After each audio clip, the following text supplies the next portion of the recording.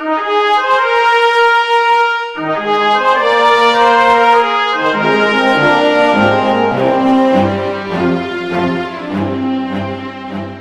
tarde a todos. Perdoem o atraso. Isso. A gente vai fazer, graças ao convite aí do Léo, uma mesa, juntando com Carole, que acho que é uma oportunidade também para a gente conhecer e refletir sobre possíveis pesquisas, né, a respeito da mediunidade. Para introduzir, eu acho que é importante frisar que lá em Juiz de Fora, eu faço parte de um núcleo de pesquisa que é dentro da pós-graduação, do programa de pós-graduação na Faculdade de Medicina, embora eu seja arquiteto, mas, enfim, já tinha uma conexão com o tema anterior a essa, e o colega, eu dou aula na arquitetura, e o Alexander, ele é da medicina, então ele criou essa linha de pesquisa lá na pós-graduação, e eu acabei me filiando. E são feitas diversas pesquisas, mas aí vai voltar um pouco da conversa que a gente teve lá na última mesa, que não significa que são pesquisas espíritas, né? Porque quando você está no meio científico não tem pesquisa espírita, pesquisa budista, pesquisa... É pesquisa. E a gente tenta ser bons pesquisadores criteriosos, que tentam fazer o melhor possível dentro do campo científico. E com isso a gente já tem diversas linhas. O Franklin, hoje de manhã, apresentou uma linha de pesquisa que são aquelas epidemiológicas, onde se mostra que a religiosidade, as relações entre religiosidade e saúde. Então tem alguns mestrandos lá desenvolvendo pesquisas nesse sentido. O Alexander coordena mais essa área médica, clínica, e eu estou coordenando mais efetivamente a área de humanas desse núcleo. Hoje a gente tem um doutorando que está pesquisando dentro do século XIX, um dos investigadores nos Estados Unidos, que é o William James. É um dos investigadores que estava, no período de Kardec, tentando fazer coisas semelhantes, tentando entender mediunidade,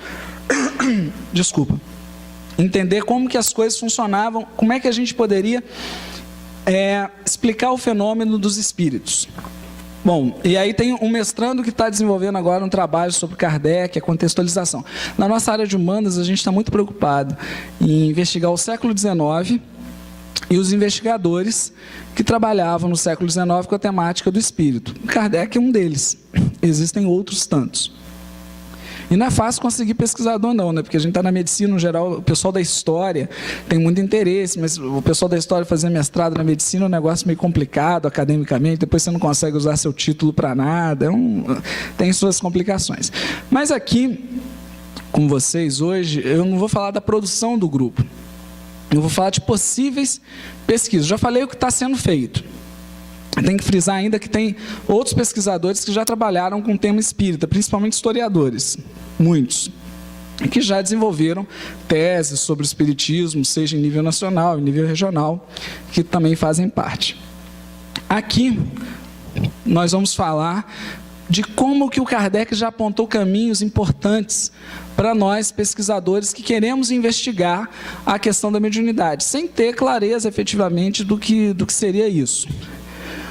É importante a gente entender que o Kardec, ele é considerado um pesquisador menor em relação ao meio científico. Quando vai se falar do século XIX, os historiadores, eu não estou falando do Brasil, não, os historiadores que estão produzindo conhecimento sobre esse século XIX, colocam o Kardec apagado quando citam.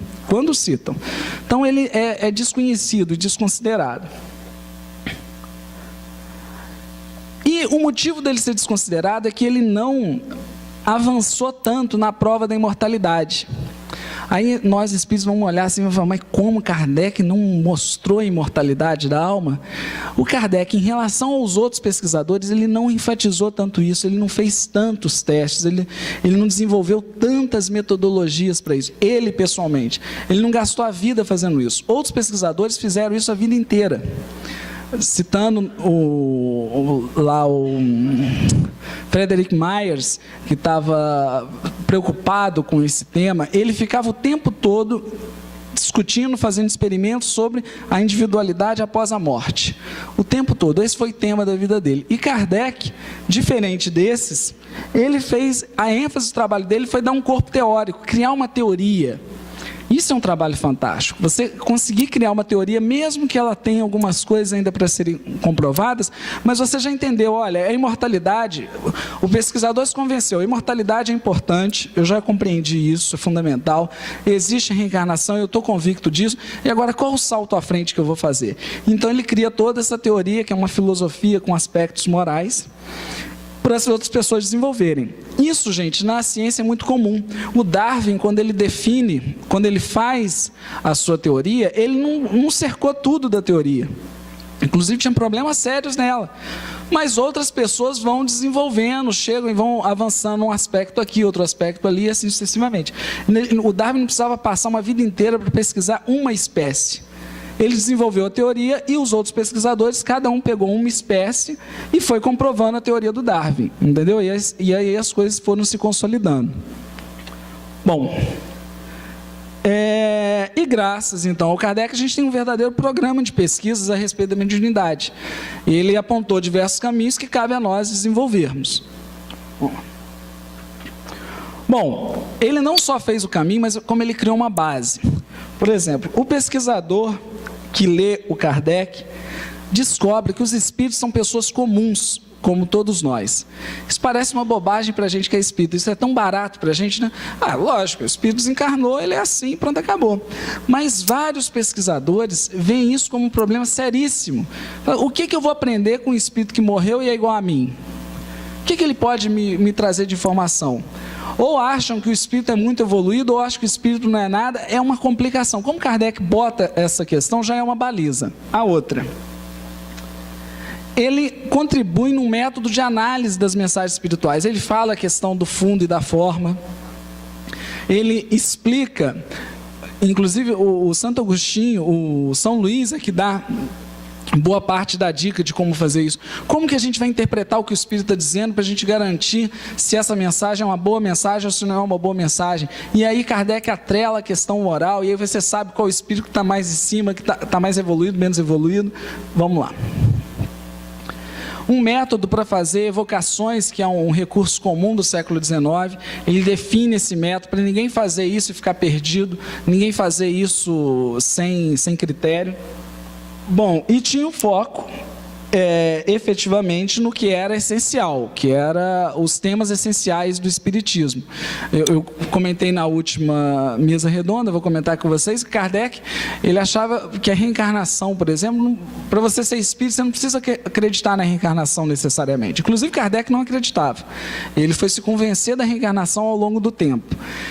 Ele fala que os espíritas norte-americanos e os ingleses não acreditam na reencarnação, mas ao longo do tempo, eles tendo a possibilidade de se comunicar com os espíritos, os próprios espíritos vão ensinar para eles.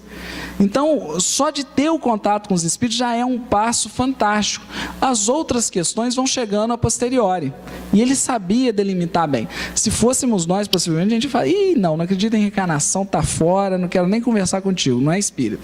Mas vamos lá. E a universalidade. Pode avançar. Então, pesquisas propostas por Kardec que a gente acha relevante, que poderiam ser feitas dentro do meio acadêmico ou mesmo fora do meio acadêmico. A evocação utilizada para pesquisa de identidade. Você recebe, às vezes, uma comunicação de um espírito, ele assina tal nome. Como é que você vai saber se não é, se não é? Você pode analisar aquela mensagem, mas nem sempre a mensagem traz todas as informações. Esse é um momento útil de você fazer uma evocação. Não é fazer uma evocação de qualquer forma, não, seguindo todo o método que Kardec ensinou. Ele, inclusive, criou o Livro dos Médiuns, que o sobretítulo do Livro dos Médiuns é a Guia dos Evocadores, né, para ensinar a gente a fazer isso. Aí a gente chama esse espírito de novo, busca novas informações, aí a gente já tem mais ou menos o contexto histórico do espírito, e aí a gente aprofunda aquela conversa, aí sim a gente começa a explorar a identidade dos espíritos. E a identidade é fundamental, né? O Caroli mostrou o trabalho dele na última mesa. Você ter algumas evidências mais robustas sobre a identidade você praticamente fragmenta esse paradigma materialista, de que tudo se explica com matéria. Você mostra aquele trabalho do doutorado lá do Caroli, sobre um espírito que está fazendo uma intertextualidade. Quer dizer, o que sobra de opções? Ou é o espírito, ou é a fraude. A gente ainda começou depois. Ou é o espírito, ou então o Chico está fraudando. Mas o Chico fraudar, aquele médiumzinho lá do interior, conseguir fraudar tantos espíritos, é um negócio meio enrolado. Então, a identidade é muito importante. E uma das formas de se fazer é essa evocação. Tem também uma possibilidade, essa é uma pesquisa mais speed, de evocar o mesmo espírito por diferentes médiums. E aí você vai pegando vários aspectos do espírito. Como na teoria espírita que o Kardec veio desenvolver, a gente sabe que o médium dá um colorido na comunicação, você pode fazer a pesquisa experimentando essa mudança. Isso não é tão fácil, porque nem sempre o espírito ele consegue fazer uma comunicação com todos os médiuns. E aí você tem que fazer, às vezes, isso em núcleos distintos, né? Ora numa casa espírita, ora noutra, e você vai chamando aquele espírito e começa a conversar sobre uma coisa que você conversou na outra, que não tinha nenhum médium da outra, vocês estão entendendo? Não tinha nenhum médium daquela nessa. E aí você continua uma conversa que você começou naquela, para ver se teve uma continuidade. Também é uma evidência muito boa que existe vida após a morte. A evocação de personagens históricos, Kardec também fazia isso. Mas não é assim, chamar o Napoleão para ver se é efetivamente Napoleão. Vou pegar um caso assim, chamar Moisés, evocar Moisés. Como é que você vai saber qual a evidência que a gente sabe que é Moisés? É dificílimo você trabalhar com um tema desse, de personagem histórico. Você tem que conhecer muito a biografia, você tem que entender muitos os detalhes. Mais frequentemente, vários personagens históricos, eles têm algumas lacunas na sua própria biografia. Temas que as pessoas não conhecem, que elas não entendem perfeitamente. Eu vou ficar em pé aqui que eu estou começando a empolgar. Elas não conhecem perfeitamente determinado assunto. A história, né? Os historiadores, os biógrafos daquele personagem. Então você vai conversar com o espírito, pedindo sugestões para ele de onde poderia, pergunta sobre o assunto, e aí o espírito pode dar uma ideia X, Y, mas sugestões de onde poderia encontrar, quais são os rastros. Você começa a utilizar o espírito não como aquele revelador da informação, mas como alguém que participou daquele evento e que pode sugerir caminhos. Numa conversa ele pode dizer, na casa X eu fiz isso, aquilo, outro, e aquilo pode ser a saída de um problema histórico que os historiadores têm dificuldade de compreender. Vamos lá? Evocação de encarnados é também uma técnica que Kardec fazia com alguma frequência. O pai do Delany, do Gabriel Delany, fazia isso com mais frequência. Inclusive tem uma do pai do Delany, não sei se você já viu essa. Ele está lá sentado, ele viajou, e aí ele está lá psicografando, ele resolve evocar a esposa dele. Parece até aquela postura machista, tomar conta da esposa. Mas ele evoca a esposa dele, que é encarnada, e psicografa a própria esposa. O Kardec fazia isso também. Evocava pessoas encarnadas, que estavam dormindo, e que nem sempre as pessoas conheciam, e vai, como ele conhecia bem a pessoa, vai averiguando, vai ver o que ela lembra, o que aconteceu durante o dia, coisas muito particulares. Efeito do passe da prece. Essa já tem muitas pesquisas. Efeito do passe e prece. Os pesquisadores já começam a medir, se botam lá um pessoal do mosteiro budista fazendo uma vibração por uma pessoa lá no hospital nos Estados Unidos. E começam a ver se essa pessoa, um grupo controle dessas pessoas, ela tem um desenvolvimento melhor, ela tem uma melhoria do seu estado mais nítida, mais visível do que aquela que não faz parte desse grupo, né? Pegam pessoas em situações distintas. Desobsessão. Esse é um caminho muito bom, muito bom. No Brasil está começando a ser feito e tem muito caldo. Novamente, a gente vê um caso onde as casas espíritas já fazem isso, fazer uma desobsessão para determinada pessoa. E nós temos diversos hospitais psiquiátricos que são espíritas e fazem esse tratamento. Eles só não botam números para acompanhar. Falam, olha, a gente estava dando esse tratamento e o resultado estava contínuo, não estava mudando nada. A partir do momento que começamos a fazer desobsessão, o que aconteceu? Melhorou, piorou? Começar a botar números nisso, ver se funciona esse método, ver se esse é um método possível para melhoria dos pacientes. Segundo a teoria espírita mas a gente precisa ver se funciona mesmo, ou se não funciona, por que não funciona, o que está faltando, a gente compreender esse fenômeno. Esse é muito, muito fácil, muito mais tranquilo, porque a gente já tem a base, inclusive os hospitais psiquiátricos, a gente já tem eles mais sensíveis. Essa aqui Kardec sugere, tudo isso Kardec fez, né? Ele fez, mas não se dedicou o tempo todo para isso. Vejam bem, ele não dedicou a vida inteira só para fazer tratamento lá de desobsessão desse tipo de pessoas. Descrição mediúnica de médium cego, essa é ótima. Se o médium é cego, ele nunca viu uma pessoa, ele nunca viu determinadas situações. E esse médium cego, quando ele está no transe mediúnico, ele vê pessoas, ele vê situações. É um caso interessante a se analisar, não é? E Kardec recomenda esse tipo de pesquisa, ele relata alguns casos e recomenda para todos nós. Xenoglossia e xenografia, eu falei, xenoglossia, a pessoa ter uma habilidade de falar em outra língua é fora do normal isso, ela conseguir dialogar, além de conhecer a língua, dialoga, fala sobre determinados assuntos, você coloca um especialista na língua ou para analisar a gravação, ou você chama ele para reunião e ele vai conversar com aquele médium que não tem nenhum conhecimento sobre, sei lá, russo antigo, e a pessoa está lá conversando. Pena que isso é raro, muito raro, é difícil de você conseguir um médium desse. Bom, análise de textos desencarnados, o Caroli vai poder falar muito melhor do que eu, mas o Kardec também analisou, ele também viu naquele texto da Hermance sobre o Joana d'Arc, o livro da Hermance do Faux, que era uma médium da Sociedade Parisiense, sobre o Joana d'Arc, ele viu, olha, tem muito dado histórico aí, precisa analisar. Não foi Kardec que parou para analisar, mas ele recomendava, olha, precisa analisar isso.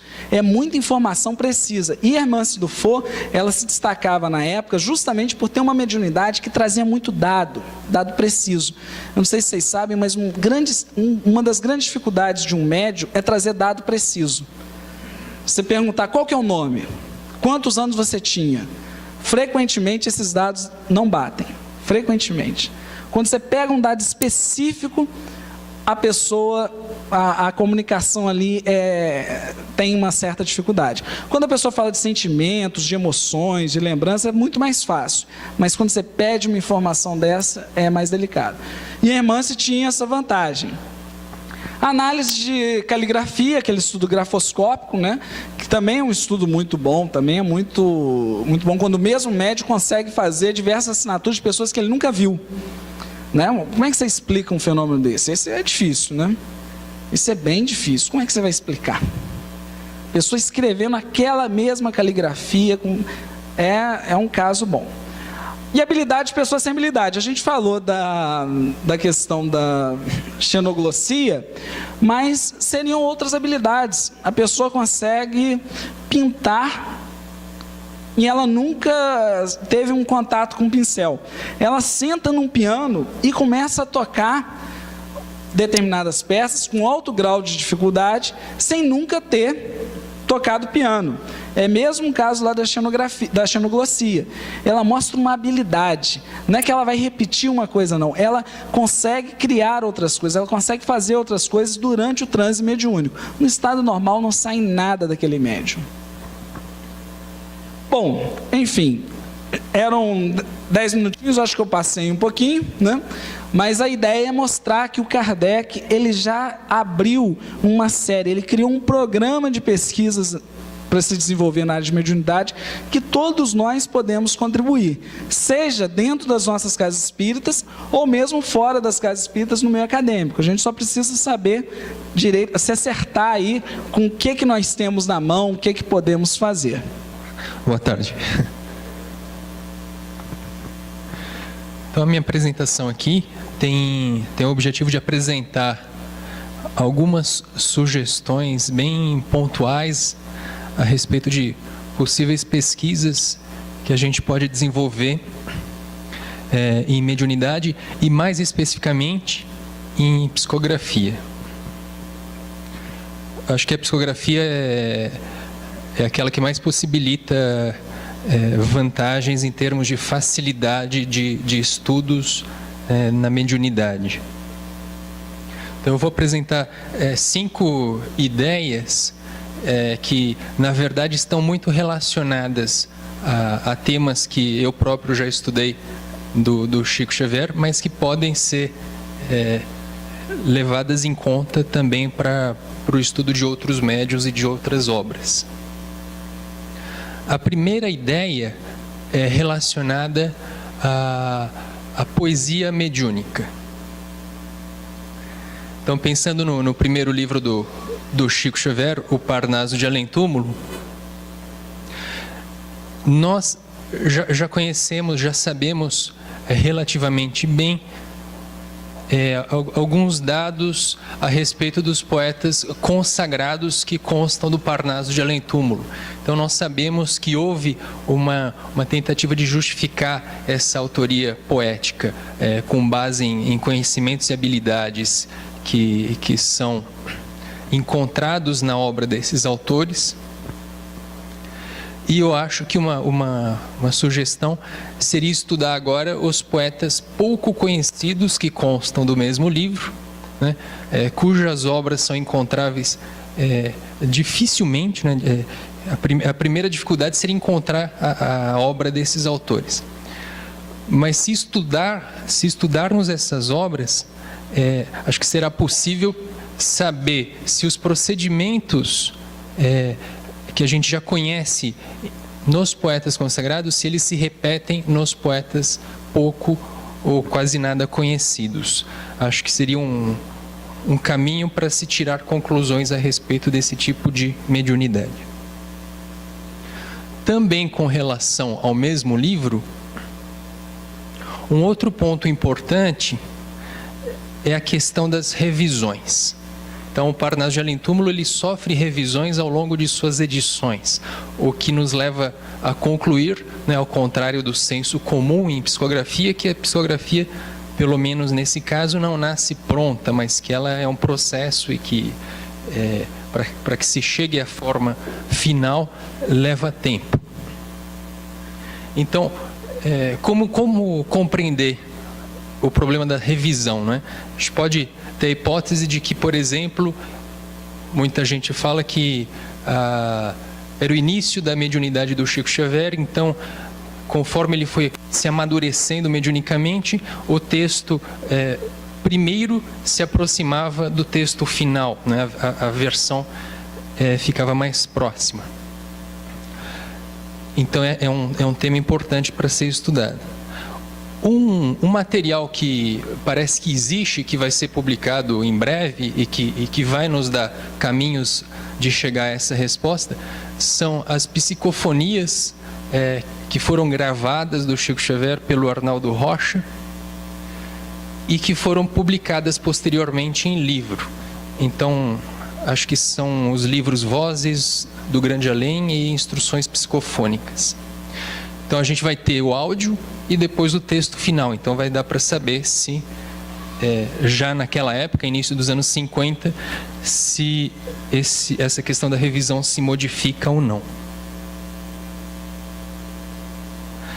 Uma segunda sugestão que tem a ver com essa seria o estudo de escritores conhecidos em prosa ou poesia que constam da obra tanto do Chico Xavier quanto de outros médiuns, né, e que sempre pode nos revelar informações importantes a respeito desse tipo de texto. Então, por exemplo, o Chico tem um livro chamado Falando a Terra, né, que contém dezenas de textos atribuídos a autores não só literatos, mas autores conhecidos, políticos, religiosos, etc., que deixaram obra. Então, seria interessante saber como que isso ocorre, qual é a relação entre o texto mediúnico e a obra desses autores. Isso também seria possível fazer com a obra do Valdo Vieira, a obra do Fernando de Lacerda e outros que vocês conheçam. O Valdo Vieira deixou bastante poesia que pode ser estudada. Uma outra sugestão se refere ao estudo dos romances históricos. Estou pensando nos 5 romances históricos do Chico, mas há outros, né, que poderiam igualmente serem estudados.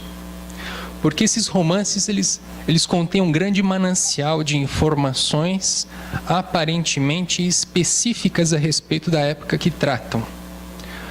Então, o primeiro romance do Chico fala especificamente sobre Roma no século I.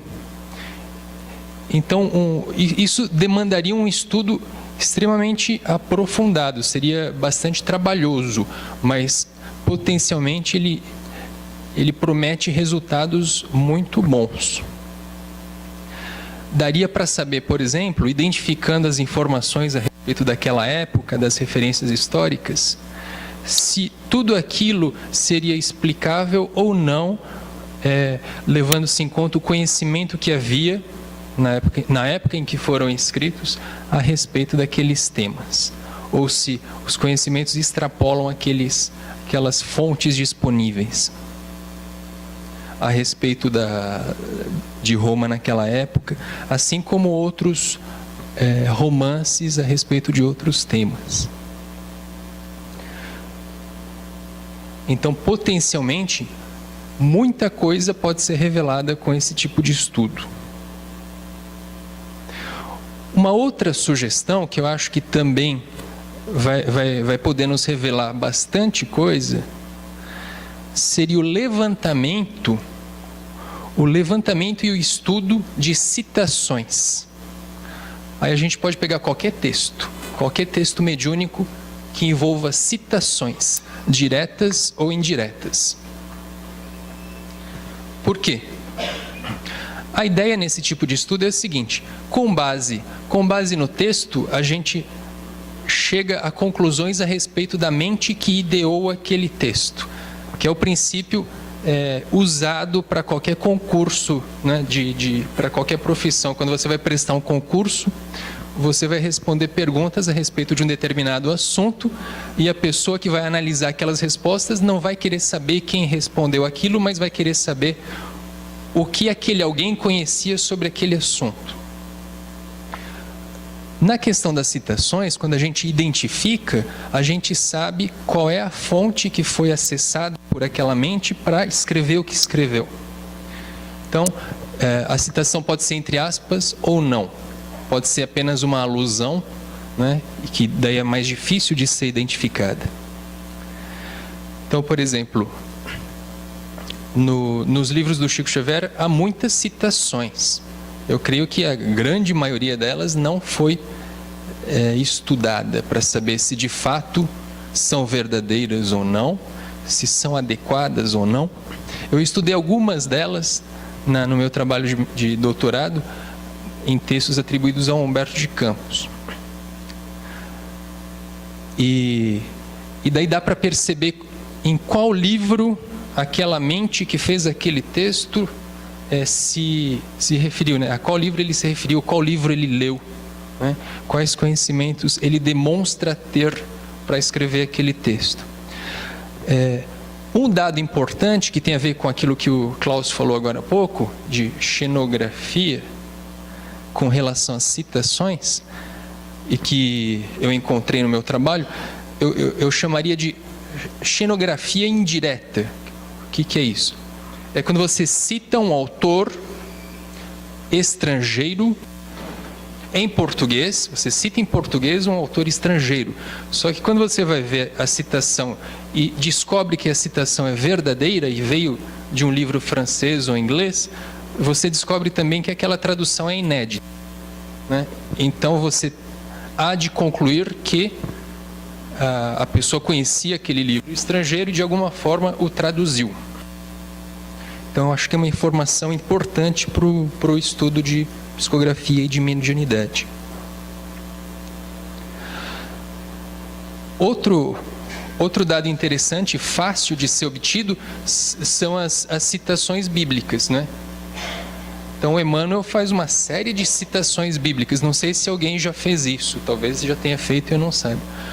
Mas seria interessante pegar essas citações bíblicas, tem a referência, e verificar se elas provêm de determinada tradução ou são traduções inéditas. Podem ser paráfrases, inclusive, mas são todas informações extremamente valiosas para o conhecimento que a gente gostaria de ter a respeito da mediunidade e da psicografia. Uma outra sugestão, que é algo que é feito em qualquer estudo sobre escritores, sobre historiadores, etc., é o levantamento de fontes históricas do médium que a gente esteja estudando. Então, toda a correspondência ativa e passiva do médium que a gente esteja estudando é extremamente importante para a gente chegar a conclusões interessantes. Foi publicado aquele livro organizado pela Sueli Caldas Schubert, Testemunhos de Chico Xavier, que reúne parte da correspondência entre o Chico e o Antônio Vantuil. E com base naquilo dá para se ter uma ideia da importância daquele tipo de material para a gente formar uma opinião a respeito do trabalho mediúnico do Chico ou de outro médium. Em uma daquelas cartas ele cita inclusive que ele teve correspondência ativa com o Fred Figner durante 17 anos. Então imagina a importância desse material, né? Não sei se ainda existe, mas seria interessante localizá-lo.